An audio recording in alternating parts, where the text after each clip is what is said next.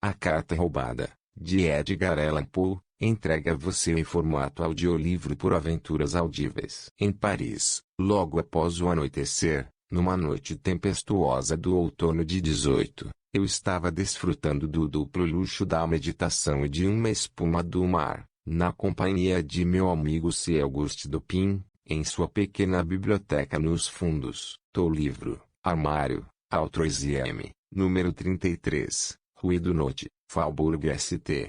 Durante pelo menos uma hora mantivemos um profundo silêncio, enquanto cada um, para qualquer observador casual, poderia parecer concentrado e exclusivamente ocupado com os redemoinhos de fumaça que oprimiam a atmosfera da câmara.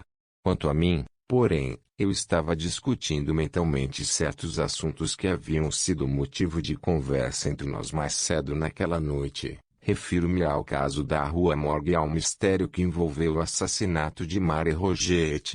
Considerei, portanto, uma espécie de coincidência o momento em que a porta do nosso apartamento se abriu e deu entrada ao nosso velho conhecido, Monsieur G., o prefeito da polícia parisiense. Demos-lhe boas-vindas calorosas, pois havia quase metade do que era divertido e desprezível naquele homem, e não o víamos há vários anos. Estávamos sentados no escuro, e Dupin levantou-se então com o propósito de acender uma lamparina, mas sentou-se novamente, sem fazê-lo. Em cima de G. Ele está dizendo que nos visitou para nos consultar, ou melhor, para pedir a opinião do meu amigo, sobre algum assunto oficial que causou muitos problemas.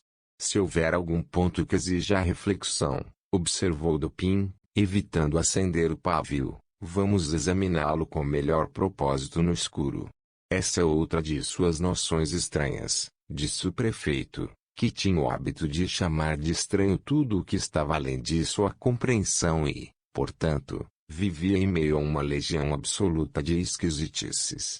É verdade, disse Dupin, enquanto fornecia um cachimbo ao visitante e empurrava para ele uma cadeira confortável. E qual é a dificuldade agora? Perguntei. Nada mais no sentido de assassinato, espero. Oh não, nada dessa natureza. O fato é que o negócio é realmente muito simples, e não tenho dúvidas de que podemos administrá-lo suficientemente bem, mas então pensei que Dupin gostaria de ouvir os detalhes, porque é excessivamente estranho. Simples e estranho, disse Dupin. Ora, sim, e não exatamente isso também.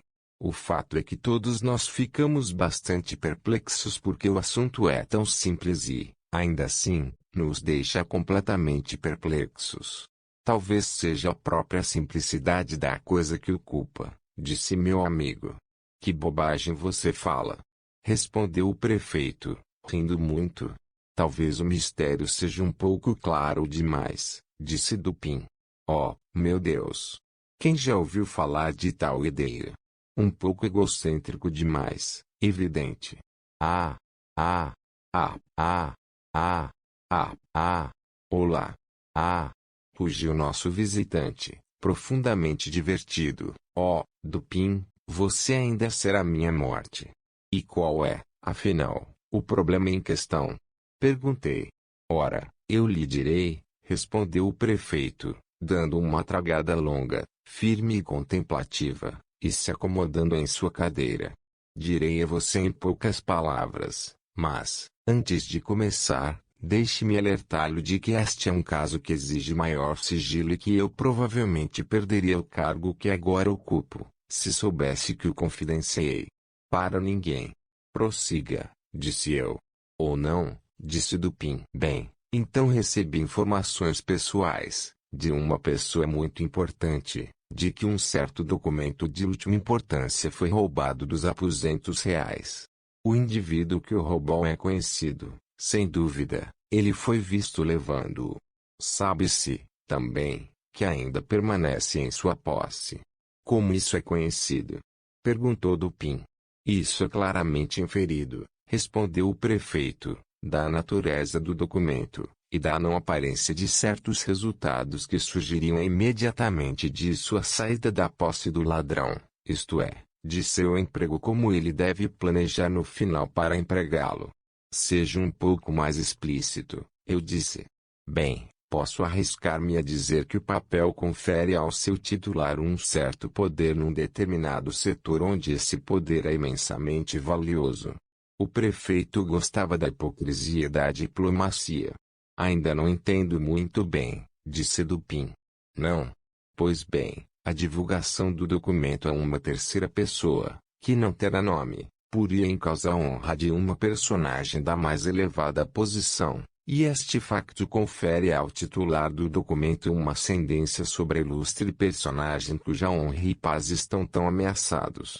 Mas esta ascendência, interpus, dependeria do conhecimento do ladrão sobre o conhecimento do perdedor sobre o ladrão. Quem ousaria? O ladrão, disse G, é o ministro D, que ousa todas as coisas, tanto as impróprias como as que se tornam um homem. O método do roubo não foi menos engenhoso do que usado. O documento em questão, uma carta, para ser franco, foi recebido pela personagem roubada quando estava sozinho no Boudoir Real. Durante sua leitura, ela foi subitamente interrompida pela entrada de outro personagem exaltado, de quem ela desejava especialmente ocultá-lo. Depois de uma tentativa apressada e vã de guardá-lo numa gaveta, ela foi forçada a colocá-lo, aberto como estava, sobre uma mesa. O endereço, porém, estava em primeiro lugar e, com o conteúdo assim não exposto, a carta passou despercebida. Nesta conjuntura entre o ministro D. Seu olho de lince percebe imediatamente o papel, reconhece a caligrafia do endereço, observa a confusão da personagem a quem se dirige e sonda seu segredo. Depois de algumas transações comerciais, realizadas apressadamente como de costume, ele produz uma carta um tanto semelhante à que está em questão, abre-a, finge ler e depois a coloca em estreita justaposição com a outra. Novamente ele conversa, por cerca de 15 minutos, sobre assuntos públicos. Por fim, ao se despedir, ele tira também da mesa a carta que não tinha direito. Seu legítimo dono viu, mas, claro, não ousou chamar a atenção para o ato, na presença do terceiro personagem que estava ao seu lado. O ministro fugiu, deixando sobre a mesa sua própria carta, sem importância. Aqui, então, disse-me Dupin, você tem exatamente o que exige para completar a ascendência. O conhecimento do ladrão sobre o conhecimento do perdedor sobre o ladrão. Sim, respondeu o prefeito, e o poder assim alcançado tem sido, há alguns meses, exercido, para fins políticos, de forma muito perigosa. A personagem roubada está mais convencida, a cada dia, da necessidade de recuperar sua carta. Mas isto, claro, não pode ser feito abertamente. Em suma, levada ao desespero, ela confiou o assunto a mim. Do que quem, disse Dupin, em meio a um perfeito redemoinho de fumaça, nenhum agente mais sagaz poderia, suponho, ser desejado, ou mesmo imaginado. Você me lisonjeia, respondeu o prefeito, mas é possível que alguma opinião desse tipo tenha sido aceita. É claro, disse eu, como você observa, que a carta ainda está na posse do ministro, uma vez que é esta a posse, e não qualquer uso da carta, que confere o poder. Com o emprego o poder vai embora. É verdade, disse G, e com base nesta convicção procedi. Meu primeiro cuidado foi fazer uma busca minuciosa no hotel do ministro, e aqui meu principal constrangimento residia na necessidade de fazer uma busca sem o seu conhecimento. Acima de tudo, fui avisado do perigo que resultaria de lhe dar motivos para suspeitar de nosso desígnio. Mas, disse eu, você está bastante familiarizado com essas investigações. A polícia parisiense já fez isso muitas vezes antes. Ah, sim, e por isso não me desesperei. Os hábitos do ministro também me deram uma grande vantagem. Ele frequentemente fica ausente de casa a noite toda. Seus servos não são numerosos. Eles dormem longe do apartamento do patrão e, sendo principalmente napolitanos, ficam bêbados facilmente. Tenho chaves, como você sabe, com as quais posso abrir qualquer câmara ou gabinete em Paris. Há 3 meses que não se passa uma noite, durante a maior parte dos quais não estive pessoalmente empenhado em saquear um hotel de minha honra está interessada aí, para mencionar um grande segredo, a recompensa é enorme. Portanto, não abandonei a busca até ter plena certeza de que o ladrão é um homem mais astuto do que eu. Imagino que investiguei todos os cantos do local onde é possível que o papel possa estar escondido. Mas não é possível, sugeri, que embora a carta possa estar em posse do ministro, como inquestionavelmente está, ele a tenha escondido em outro lugar que não é em suas próprias instalações. Isso dificilmente é possível, disse Dupin.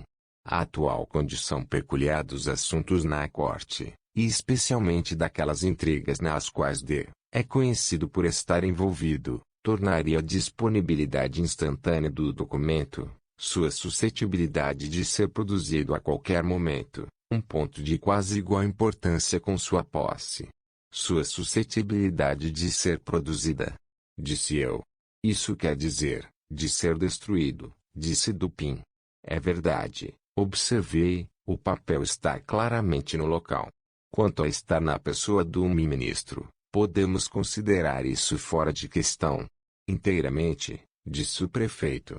Ele foi emboscado 2 vezes, como se fosse por ladrões, e sua pessoa foi rigorosamente revistada sob minha própria inspeção. Você poderia ter se poupado desse problema, disse Dupin.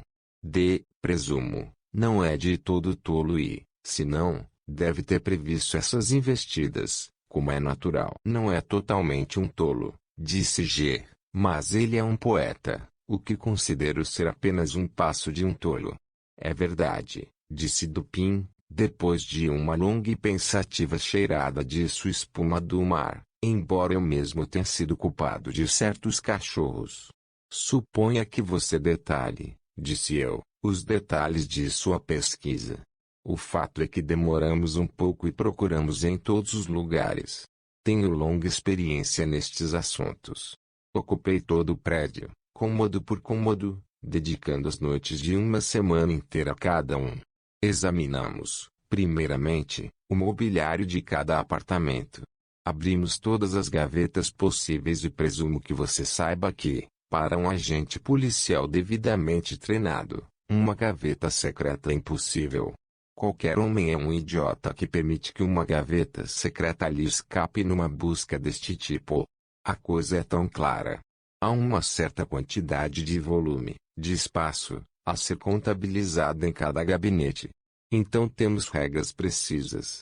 A 50ª parte de uma linha não nos poderia escapar. Depois dos armários pegamos as cadeiras. As almofadas nós sondamos com as agulhas longas e finas que você me viu empregar. Das mesas retiramos os tampos. Porque então, às vezes, o tampo de uma mesa, outro móvel disposto de forma semelhante, é removido pela pessoa que deseja esconder um artigo, depois a perna é escavada, o artigo depositado dentro da cavidade e o tampo substituído. A parte inferior e superior das colunas da cama são empregadas da mesma maneira. Mas a cavidade não poderia ser detectada por sondagem. Perguntei. De forma alguma, se, quando o artigo for depositado, for colocado um chumaço de algodão suficiente em torno dele. Além disso, no nosso caso, fomos obrigados a prosseguir sem ruído. Mas você não poderia ter retirado, não poderia ter desmontado todos os móveis nos quais seria possível fazer um depósito da maneira que você menciona. Uma carta pode ser comprimida em um rolo espiral fino, não diferindo muito em formato ou volume de uma agulha grande de tricô, e dessa forma pode ser inserida no degrau de uma cadeira, por exemplo. Você não desmontou todas as cadeiras? Certamente que não. Mas fizemos melhor, examinamos os degraus de cada cadeira do hotel e, na verdade, as juntas de cada descrição de mobiliário, com a ajuda de um microscópio muito poderoso. Se houvesse algum vestígio de perturbação recente, não teríamos deixado de detectá-la instantaneamente. Um único grão de verruma, pó, por exemplo, teria sido tão óbvio quanto uma maçã. Qualquer distúrbio na colagem, qualquer abertura incomum nas juntas, teria sido suficiente para garantir a detecção. Presumo que você olhou para os espelhos, entre as tábuas e os pratos, e sondou as camas e a cama, as roupas, bem como as cortinas e os tapetes. Isso, é claro, e quando terminamos absolutamente cada partícula da mobília dessa maneira, examinamos a própria casa. Dividimos toda a sua superfície em compartimentos, que numeramos, para que nenhum passasse despercebido. Depois examinamos cada centímetro quadrado individual em todo o local, incluindo as duas casas imediatamente contíguas, com o microscópio, como antes. As duas casas adjacentes. Exclamei, você deve ter tido muitos problemas. Tínhamos, mas a recompensa oferecida é prodigiosa. Você inclui os terrenos das casas? Todos os terrenos são pavimentados com tijolos. Eles nos deram comparativamente poucos problemas. Examinamos o musgo entre os tijolos e descobrimos que ele estava intacto. Você olhou entre os papéis de D, é claro, e nos livros da biblioteca. Certamente abrimos cada pacote. Não só abrimos cada livro, mas viramos cada folha de cada volume, não nos contentando com um mero sacudir, à moda de alguns dos nossos policiais. Também medimos a espessura de cada livro, capa, com a medida mais precisa, e aplicamos a cada um o escrutínio mais zeloso do microscópio. Se alguma das ligações tivesse sido recentemente interferida, teria sido totalmente impossível que o fato tivesse escapado à observação. Uns 5 ou 6 volumes, saídos apenas das mãos do encadernador, sondamos cuidadosamente, longitudinalmente, com as agulhas. Você explorou o chão sob os tapetes. Sem dúvida. Removemos todos os carpetes e examinamos as tábuas com o microscópio. E o papel nas paredes? Sim. Você olhou nos porões? Nós fizemos. Então, eu disse, você cometeu um erro de cálculo e a carta não está no local, como você supõe. Temo que você esteja certo, disse o prefeito. E agora, Dupin, o que você me aconselharia a fazer? Para fazer uma busca completa nas instalações. Isso é absolutamente desnecessário, respondeu G. Não tenho mais certeza de que respiro do que de que a carta não está no hotel. Não tenho conselho melhor para lhe dar, disse Dupin. Você tem, é claro, uma descrição precisa da carta? Oh sim, e aqui o prefeito, produzindo um memorando, livro, passou a ler em voz alta um minucioso relato da aparência interna e principalmente da aparência externa do documento desaparecido. Logo após terminar a leitura desta descrição, ele partiu, mais inteiramente deprimido do que eu jamais havia conhecido o bom cavalheiro antes. Cerca de um mês depois, ele nos fez outra visita e nos encontrou ocupados quase como antes. Ele pegou um cachimbo e uma cadeira e iniciou uma conversa comum. Por fim eu disse, bem, mas G. E a carta roubada? Presumo que você finalmente tenha decidido que não existe tal coisa de exagerar no ministro. Confunda-o, digo eu. Sim, fiz o exame, entretanto, como Dupin sugeriu, mas foi tudo trabalho perdido, como eu sabia que seria. Quanto foi a recompensa oferecida, você disse? Perguntou Dupin. Ora, um grande negócio, uma recompensa muito liberal. Não gosto de dizer exatamente quanto, mas uma coisa direi, não me importaria de dar meu cheque individual de 50.000 francos a qualquer um que poderia me obter essa carta. O fato é que isso está ganhando cada vez mais importância a cada dia, e a recompensa ultimamente tem sido duplicada. Se fosse triplicado, porém, eu não poderia fazer mais do que fiz. Ora, sim, disse Dupin, com voz arrastada. Entre os sopros de sua espuma do mar, eu realmente acho que você não se esforçou ao máximo neste assunto. Você poderia fazer um pouco mais, eu acho, hein? Como? De que maneira? Por que, você poderia, contratar um advogado no assunto, hein? Sopro, Sopro. Você se lembra da história que contam sobre a Bernet? Não, enforque a Bernet. Para ter certeza. Enforque-o e seja bem-vindo. Mas, era uma vez, um certo avarento rico concebeu o propósito de recorrer a esse Bernet para obter uma opinião médica. Iniciando, para isso, uma conversa ordinária em companhia privada, insinuou ao médico seu caso, como de um indivíduo imaginário. Suponhamos, disse o avarento, que seus sintomas sejam tais e tais. Agora, doutor, o que você o teria orientado a tomar? Pegar. Disse a Bernet. Ora, aceite conselhos, com certeza. Mas, disse o prefeito, um pouco desconcertado, estou perfeitamente disposto a aceitar conselhos e a pagar por eles. Na verdade, eu daria 50.000 francos a qualquer pessoa que me ajudasse neste assunto.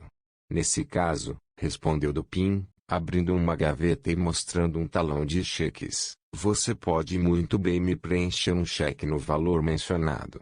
Quando você assinar, eu lhe entregarei a carta. Fiquei surpreso. O prefeito parecia absolutamente trovejado, abatido.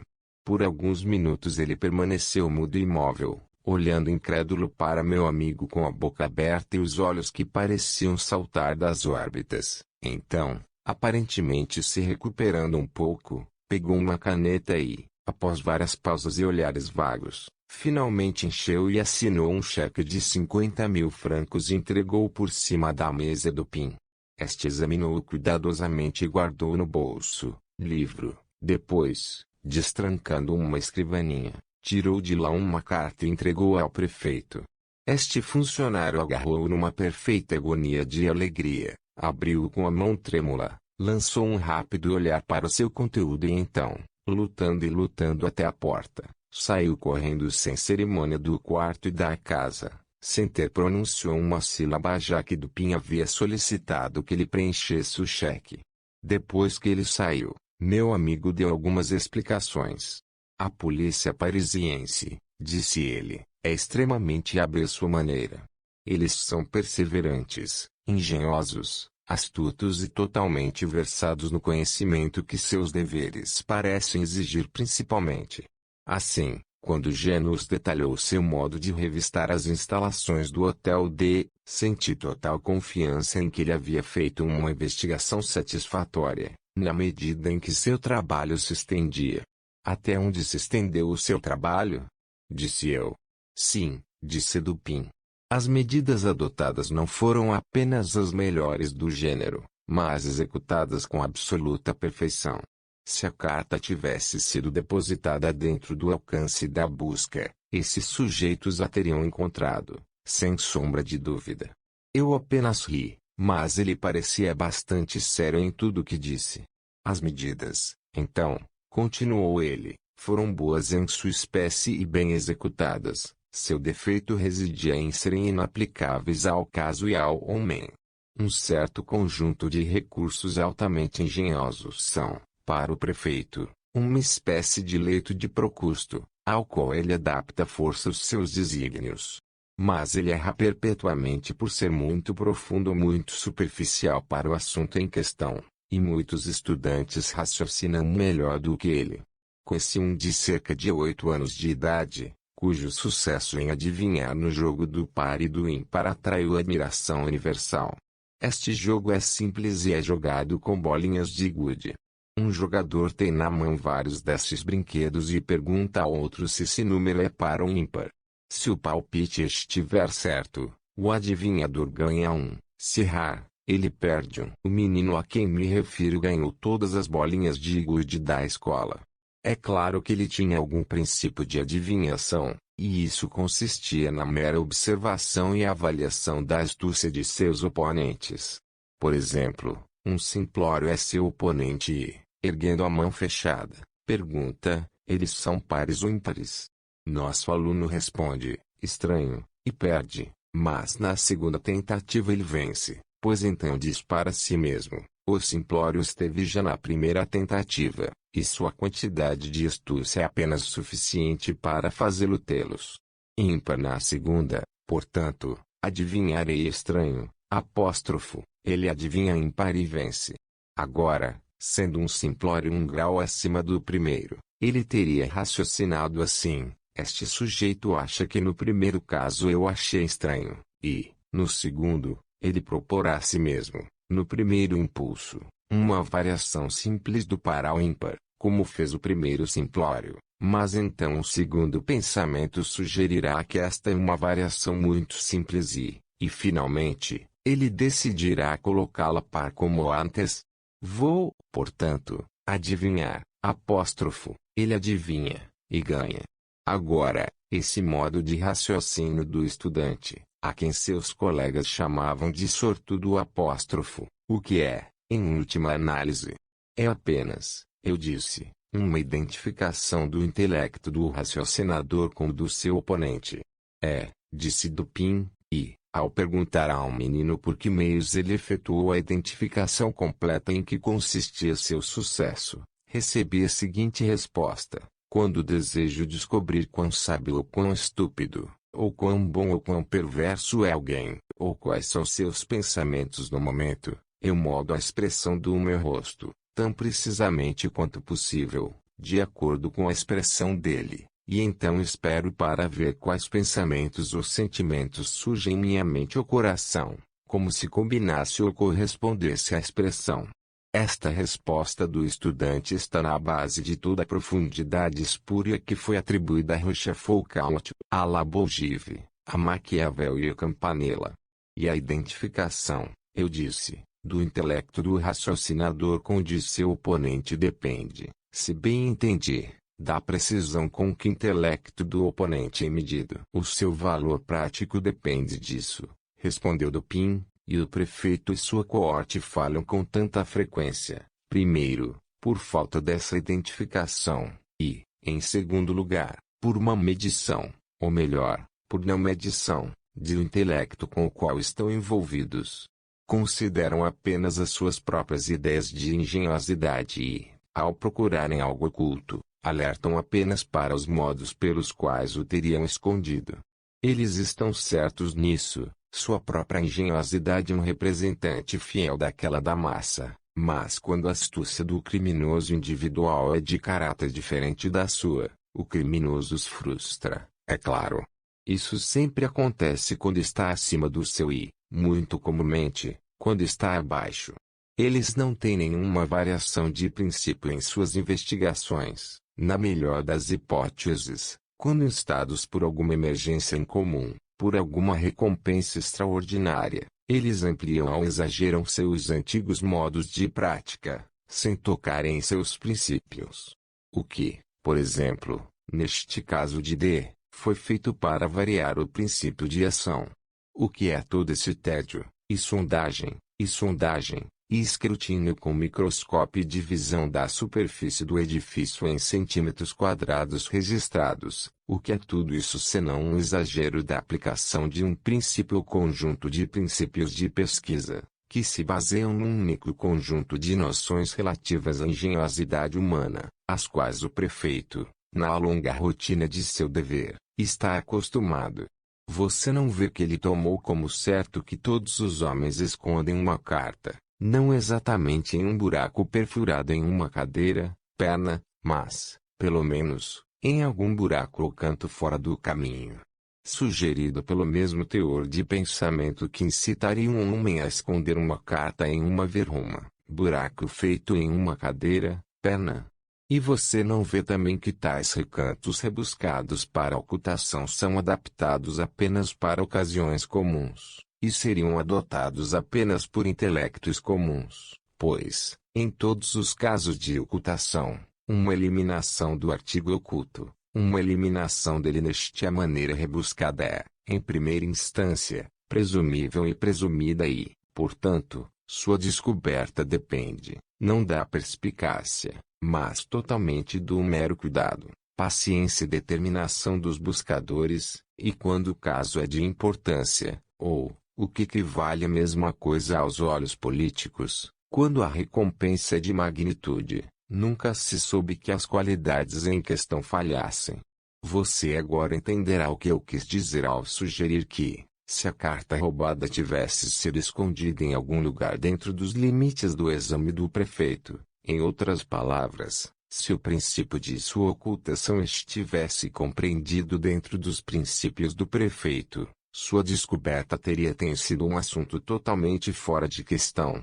Este funcionário, porém, ficou completamente mistificado, e a fonte remota da sua derrota reside na suposição de que o ministro é um tolo, porque adquiriu fama como poeta. Todos os tolos são poetas, pensa o prefeito, e ele é apenas culpado de uma não distribuição. Medii, inferindo daí que todos os poetas são tolos.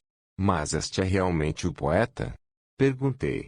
São dois irmãos, eu sei, e ambos conquistaram reputação nas letras.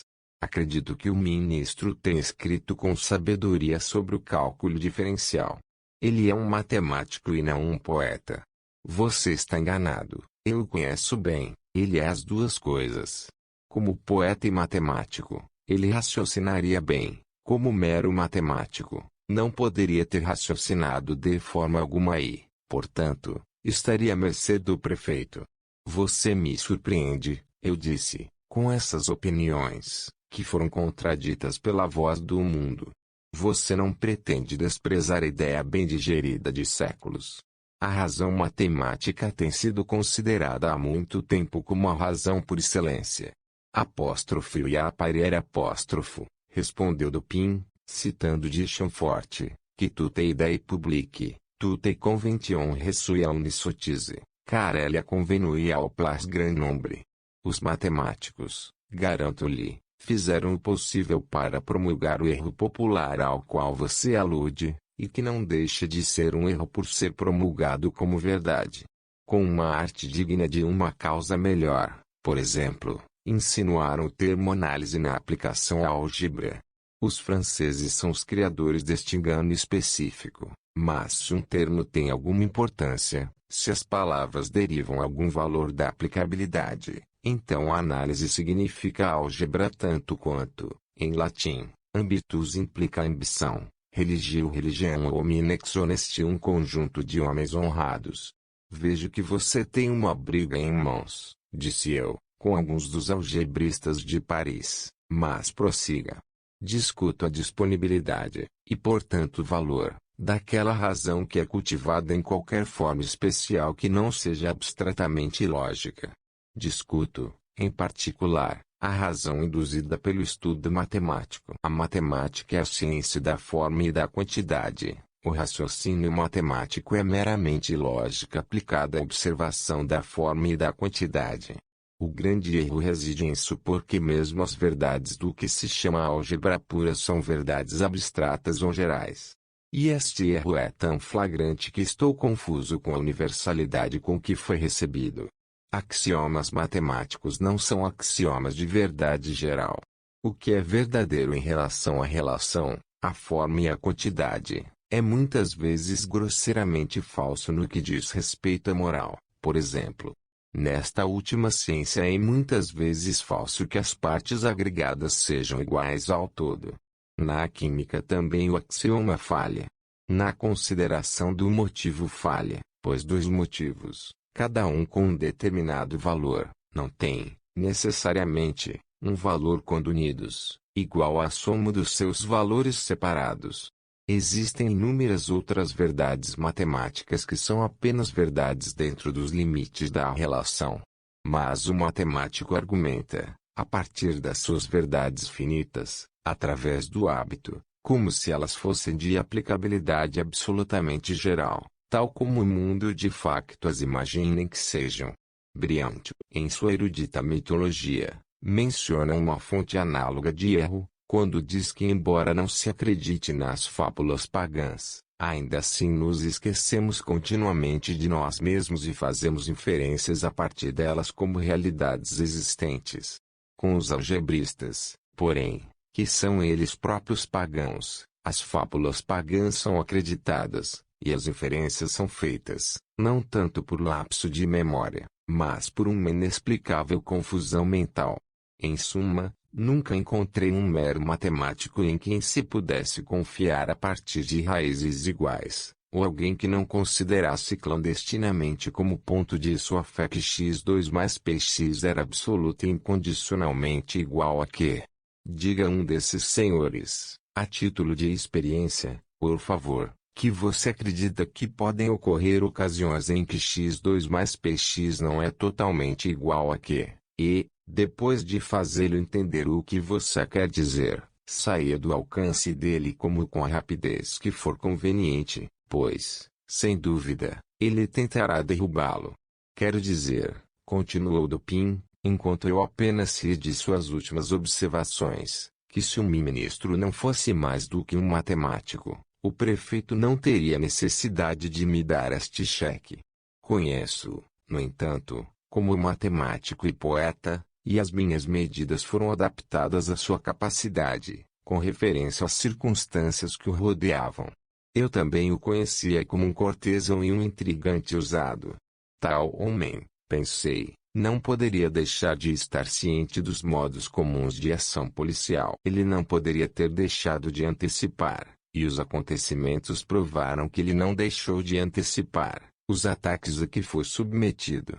Ele deve ter previsto, refleti, as investigações secretas de suas instalações. Suas frequentes ausências noturnas de casa, que foram saudadas pelo prefeito como uma ajuda certa para seu sucesso, eu considerava apenas um estratagema, para proporcionar à polícia a oportunidade de uma busca completa e, assim, impressioná-los mais cedo com a convicção com que de fato, finalmente chegou à convicção de que a carta não estava no local. Senti, também, que toda a linha de pensamento, que há pouco me dei ao trabalho de detalhar a vocês, a respeito do princípio invariável da atuação policial nas buscas de artigos ocultados, senti que toda essa linha de pensamento passaria necessariamente por a mente do ministro. Isso o levaria imperativamente a desprezar todos os recantos comuns de ocultação. Ele não poderia, refleti, ser tão fraco a ponto de não perceber que o recanto mais complexo e remoto de seu hotel estaria tão aberto quanto os seus armários mais comuns aos olhos, às sondas, aos verrumazes e aos microscópios do mundo. Prefeito.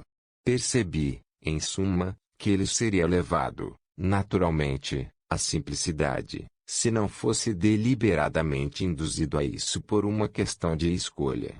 Você se lembrará, talvez, de como o prefeito riu desesperadamente quando sugeri, em nossa primeira entrevista, que era possível que esse mistério perturbasse tanto por ser tão evidente. Sim, disse eu, lembro-me bem de sua alegria. Eu realmente pensei que ele teria tido convulsões. O mundo material, continuou Dupin, está repleto de analogias muito estritas com o imaterial e, portanto, alguma cor de verdade foi dada ao dogma retórico, de que a metáfora, ou símile, pode ser feita para fortalecer um argumento, bem como para embelezar uma descrição. O princípio da vis inertiae, por exemplo, parece ser idêntico na física e na metafísica.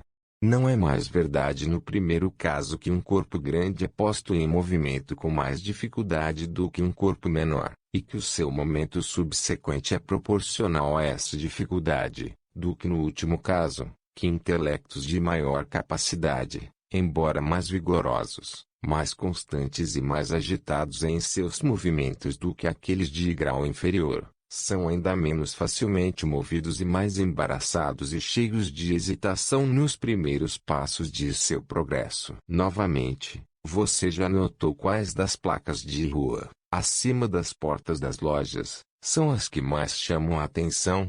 Nunca pensei no assunto, eu disse. Há um jogo de quebra-cabeças, continuou ele, que é jogado sobre um mapa. Uma parte do jogo exige que outra encontre uma determinada palavra, o nome de uma cidade, rio, estado ou império, qualquer palavra, em suma, na superfície heterogênea e confusa do mapa. Um novato no jogo geralmente procura constranger seus oponentes dando-lhes nomes com letras mais minuciosas, mas o adepto seleciona palavras como esticar, em caracteres grandes, de uma extremidade à outra do gráfico. Estes, como os letreiros e cartazes de rua, escapam à observação por serem excessivamente óbvios, e aqui o descuido físico é precisamente análogo à inapreensão moral pela qual o intelecto sofre para passar despercebida aquelas considerações que são muito intrusivas. E muito palpavelmente, evidente. Mas este é um ponto, ao que parece, um pouco acima ou abaixo da compreensão do prefeito. Ele nunca pensou que fosse provável ou possível que o ministro tivesse depositado a carta imediatamente debaixo do nariz do mundo inteiro, a fim de evitar que qualquer parte desse mundo a percebesse. Mas quanto mais eu refletia sobre a engenhosidade ousada, arrojada e criteriosa de D, sobre o fato de que o documento deveria estar sempre à mão, se ele pretendia usá-lo com bons propósitos, e sobre as evidências decisivas, obtidas pelo prefeito, que ela não estava escondida dentro dos limites da busca ordinária daquele dignitário, mais satisfeito fiquei com o fato de que, para ocultar esta carta, o ministro recorreu ao expediente abrangente e sagaz de não tentar ocultá-la de forma alguma. Cheio dessas ideias, preparei-me com um par de óculos verdes e, certa manhã, liguei, por acaso, para o hotel ministerial. Encontrei Dale em casa, bocejando, descansando e vagando, como sempre, e fingindo estar no extremo do tédio. Ele é, talvez, o ser humano mais enérgico atualmente vivo, mas isso só acontece quando ninguém o vê. Para acertar as contas com ele, reclamei de meus olhos fracos e lamentei a necessidade dos óculos, sob os quais examinei cautelosa e minuciosamente todo o apartamento, embora aparentemente concentrado apenas na conversa de meu anfitrião.